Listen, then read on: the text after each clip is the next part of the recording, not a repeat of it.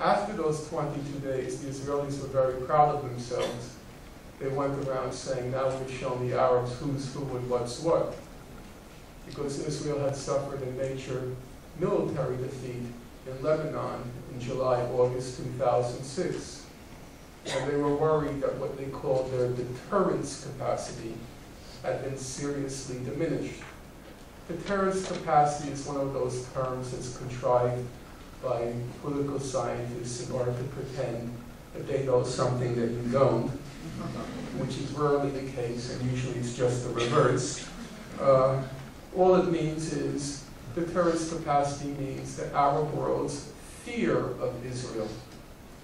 The Arabs are supposed to fear Israel, but after that military defeat in July, August 2006, the head of the Hezbollah, which tangled with Israel in Lebanon during those months, Hassan Nasrallah, the head of the Party of God, he was going around saying, we're not afraid of you anymore. The Arabs are not afraid. He said, come on, attack us again, and we'll defeat you again. And so Israel was very worried that its deterrence capacity had been seriously undermined by the defeat it suffered in Lebanon. But after Gaza, the Israelis were saying, we've erased the defeat in Lebanon. We have restored our deterrence capacity because we won the war in Gaza. We won the war in Gaza. But then an Israeli strategic analyst came along and he said, and now I'm quoting him, he said, it is very dangerous for Israel to believe it won the war when there was no war. In reality, not a single battle was fought during the 22 days of fighting. A former Israeli foreign ministry official, he said there was no war. Hamas sat in its bunkers and came out when it was all over. Well, there was no war in Gaza. What did happen in Gaza? From a military point of view, it's fairly straightforward. Israel began the attack the first week from December 27th to January 3rd. Israel launched what is called the first phase, the air assault in Gaza.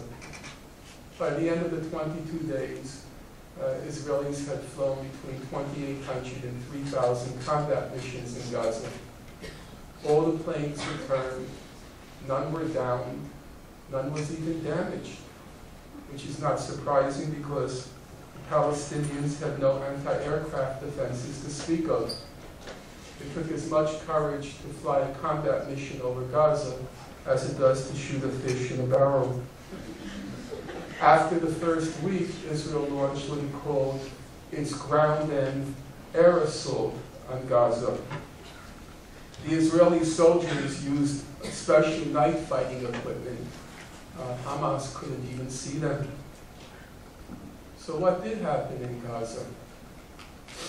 Well, we have what you might call an unimpeachable source, namely the Israeli soldiers themselves. After those 22 days, many Israeli soldiers came forward to give their testimony on their experiences in Gaza. What did they see? What did they do? What happened in Gaza? Well, here's what the soldiers have to say. Soldier, there was nothing there. Ghost towns. Except for some livestock, nothing moved. Soldier, most of the time it was boring. There were really not too many events. Soldier, I did not see one single Arab the whole time we were there, that whole week. Soldier, everyone was disappointed about not engaging anyone. Soldier, usually we did not see a single living soul, except for our soldiers, of course, not a soul. Soldier, go ahead, ask the other soldiers how often they encountered combatants in Gaza. Nothing, no one. Soldier, there was supposed to be a tiny resistance force upon entering Gaza, but there just wasn't any. There were no battles in Gaza. There was no tangling with a foe in Gaza. There was no fighting in Gaza. But that's only half the story. For the other half of the story, it's easy enough for you yourselves to check on your own. All you have to do is go to your library, go to your computer terminal, and enter the words, breaking the silence.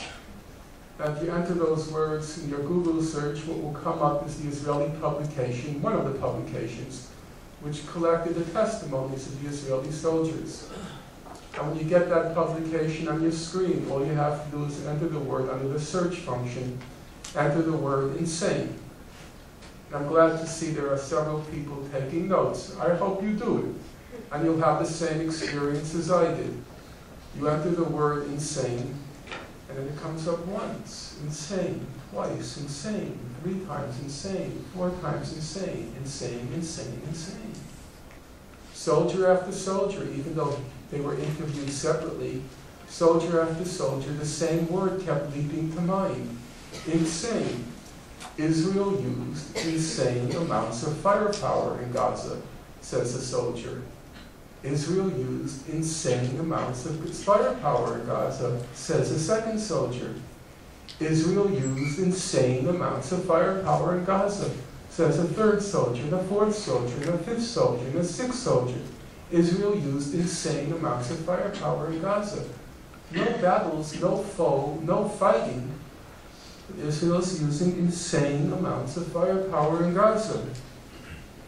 One soldier said, "This was firepower such as I had never known.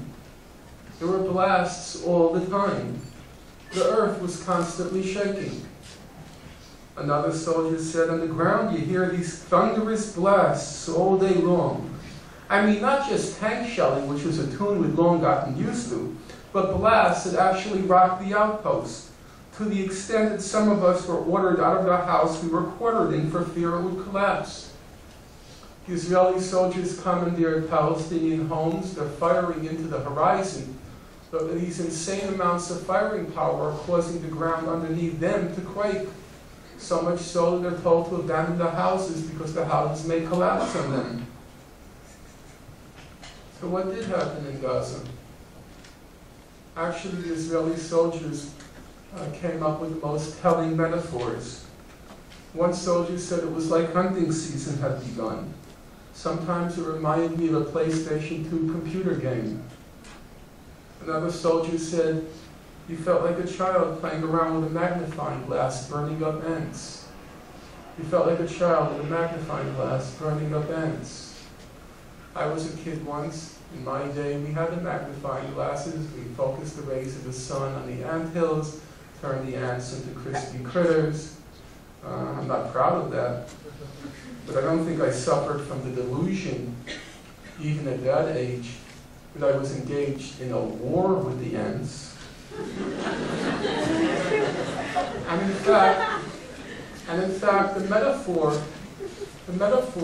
was very precise, because one of Israel's tools of the trade is the promiscuous use of white phosphorus.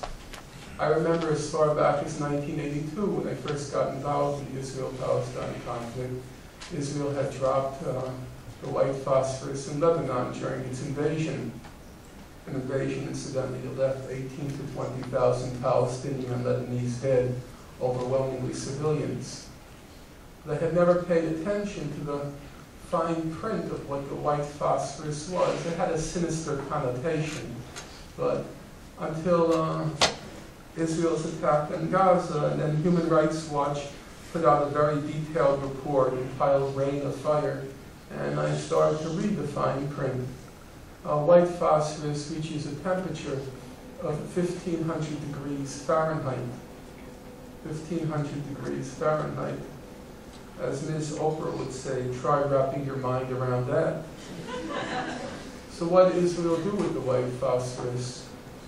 Human Rights Watch said that Israel repeatedly exploded white phosphorus munitions in the air over populated areas, killing and injuring civilians, damaging civilian structures. It dropped white phosphorus in a school. It dropped white phosphorus in a market. It dropped white phosphorus in a humanitarian aid warehouse. It dropped white phosphorus in 2 hospitals. It dropped white phosphorus in Al-Quds Hospital and Al-Wafa Hospital. According to Human Rights Watch, the hospitals were clearly marked, and there does not appear to have been fighting in that immediate area. By the end of those 22 days, 1,400 Palestinians have been